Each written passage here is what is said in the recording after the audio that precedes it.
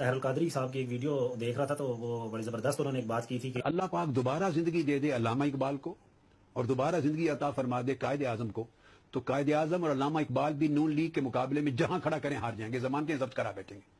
M N اے N P اے تو درکنار تحصیل ناظم نہیں بن سکیں گے. یہاں پیسہ تلتا ہے, انسان نہیں تلتا. اس الیکشن کے پروسیس میں کردار نام کی کوئی شے مطلوب نہیں ہے. یہاں کریکٹر نہیں چاہیے, اس نظام میں علم نہیں چاہیے, اس نظام میں کمٹمنٹ نہیں چاہیے, اس نظام میں آئیڈیالوجی نہیں چاہیے, اس نظام میں آپ کی ٹرانسپیرنسی آف کریکٹر انٹیگریٹی نہیں چاہیے, اس نظام میں دونس دھاندلی غنڈہ گردی بدماشی مینوورنگ چاہیے.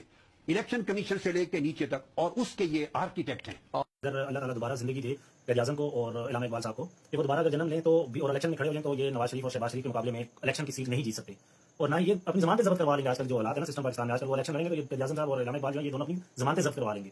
یہ تحصیل ناظم بھی نہیں بن سکیں گے ان کے مقابلے. تو اس سے جو آج کل ان کے اشتہارات دکھائے جا رہے ہیں نا, تو طاہر القادری نے تو ان کی جنم پہ الیکشن لڑنے کی بات کی.